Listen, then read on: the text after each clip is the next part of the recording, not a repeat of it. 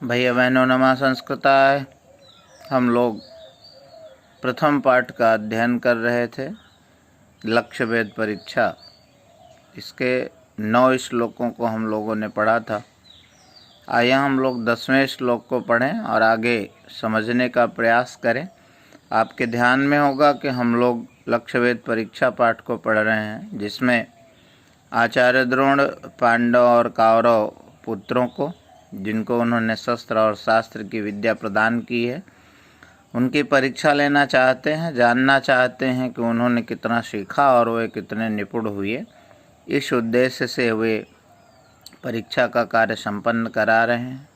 आइए अगले श्लोक में हम लोग जानने का प्रयास करें कि आगे आचार्य द्रोण ने युधिष्ठिर से क्या कहा या युधिष्ठिर ने आचार्य द्रोण से क्या कहा। क्रमशः हम इस बात को जानने का प्रयास करेंगे। 9 श्लोकों तक हम लोगों ने पढ़ा था।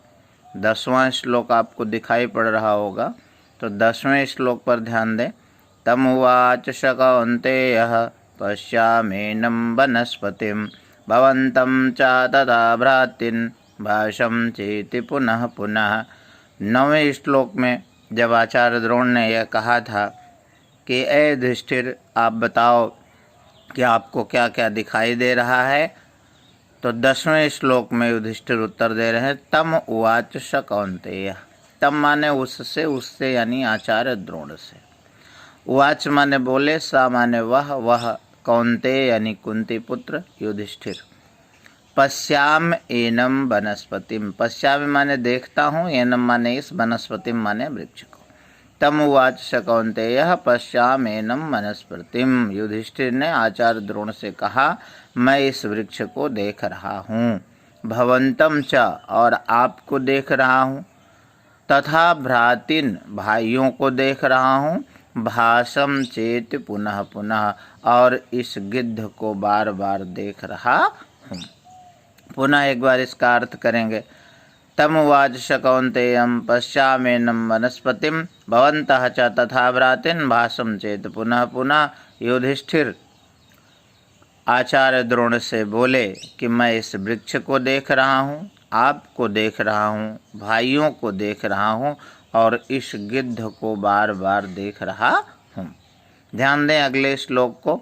तम उवाच अपसर्पेति द्रोणो अप्रीतिमना इव न शक्यं त्वया वेद्धुं लक्ष्य इत्येव कुत्सयन्। तम उवाच, तम माने उससे यानी युधिष्ठिर से, उवाच माने बोले। तम उवाच, उस युधिष्ठिर से कौन बोले, तो आचार्य द्रोण। अपसर्पेति माने हट जाओ, द्रोणो माने आचार्य द्रोण, अप्रीतिमनः माने अप्रसन्न मन होते हुए, यु माने समान। ध्यान दे, द्रोणः अप्रीतिमनः इव अप्रीतिमनः द्रोणः उवाच अपसर्पेति। अप्रसन्न मन होते हुए आचार्य द्रोण ने कहा कि तुम हट जाओ, दूर हो जाओ। न एतत् शक्यम, न माने नहीं, एतत् माने इसको, शक्यम माने सकते हो, त्वया माने तुम्हारे द्वारा, वेद्धुम माने प्रहार करना, लक्ष्येत्येव कुत्सयन्, तुम्हारे लक्ष्य के द्वारा इसका भेदन नहीं किया जा सकता, तुम इस गिद्ध को मार नहीं सकते हो। इस प्रकार युधिष्ठिर की निंदा की, इस प्रकार युधिष्ठिर को भला बुरा कहा। भैया बहनों, आइए हम लोग अगले श्लोक की तरफ बढ़ें। 12वें श्लोक को देखने का प्रयास करें। ततो दुर्योधन आदिस्तान् धातराष्ट्रान् महायशः तेनैव क्रमयोगेन जिज्ञासु पर्यपृच्छतः। उसी प्रकार जिस प्रकार से आचार्य द्रोण ने युधिष्ठिर से प्रश्न किए थे, उसी प्रकार ततः माने इसके उपरांत दुर्योधन आदि स्थान, दुर्योधन आदि यानी कौरव पुत्रों को, धातराष्ट्रान् धृतराष्ट्र के, महायशाः महान यशस्वी, महायशाः धातराष्ट्रान् महायशस्वी धृतराष्ट्र के दुर्योधन आदि, ततो दुर्योधन आदि कुमारों से, तेनैव क्रम योगे न, उनका क्रम आने पर, जिज्ञासु परिपृच्छतः, जिज्ञासा पूर्वक उन सब से भी उसी प्रकार का प्रश्न किया। ततो दुर्योधन आदेस्तान् धातराष्ट्रान् महायशः तेनैव क्रमयोगेन जिज्ञासु परिपृच्छतः।